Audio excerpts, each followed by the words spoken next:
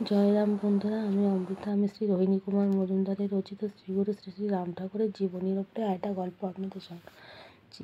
তা দেবেনবাবুর বাড়িতে যাওয়ার জন্য সব প্রস্তুতি নিয়ে প্রমথবাবু, তুলসীবাবু ও আরও 10 জন গুরু ভ্রাতারা মিলে ঠাকুরকে নিয়ে ট্রেনে উঠে বসেছিলেন যাবেন বলেন দেবেনবাবুর বাড়িতে। কিন্তু অন্য সময় দেবেনবাবুর বাড়িতে যেতে গেলে ওটা 1 ঘন্টার মধ্যে স্টেশনে পৌঁছেও যায় আর পৌঁছে লোকে বাড়িতেও চলে যায়।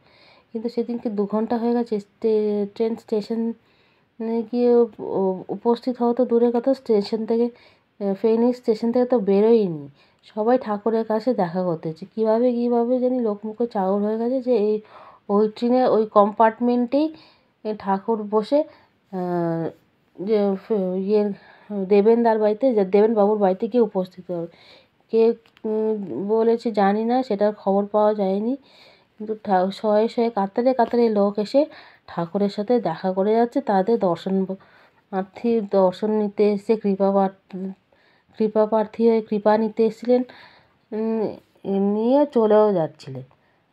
এতটাই সেদিনকে ভিড় হয়েছিল যে মানে দেবেনদার বাড়িতে যাওয়ার জন্য ট্রেনে করে তো অ্যাটলিস্ট 1 ঘন্টা তো লাগতোই, কিন্তু সেদিনকার 2 ঘন্টা হয়ে গেছে, তখনও মানে ট্রেন স্টেশন থেকে ছাড়েনি।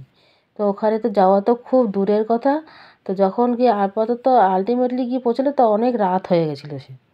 তা রাত হয়ে গেছিলো সেদিনকার। আর কোনো কথা টথা হয়নি, ঠাকুরকে ভোগ লাগিয়ে শয়ন করিয়ে দেওয়া হয়েছিল। আজকের গল্পটা এইটুকুনি। আমার এই প্রচেষ্টাটা আপনাদের ভালো লেগে থাকলে আপনি আমার ইউটিউব চ্যানেলটা লাইক, শেয়ার অ্যান্ড সাবস্ক্রাইব করবেন, নোটিফিকেশন বেলটা অন করবেন, যাতে ভবিষ্যতে কোনো ভিডিও আপনারা যাতে মিস না করেন। আর ফেসবুকে দেখে থাকলে ফেসবুকে পেজটা ফলো করে দেবেন, ওখানেও বেল বাটনটা প্রেস করে দেবেন, যাতে ওখানে আমি ভিডিও দিলে সঙ্গে সঙ্গে আপনাদের কাছে নোটিফিকেশন এসে যায়। আর যদি আমার এই প্রচেষ্টাটা আর আমার কোনো ভুল ভ্রান্তি হলে ওটা নিজ গুণে ক্ষমা করে দেবেন। আর যদি কোনো ঠিক করা থাকে সেই জায়গাটা নিজেরাই ঠিক করে নেবেন আর আমাকে কমেন্টস বক্সে জানাবেন। জয় রাম।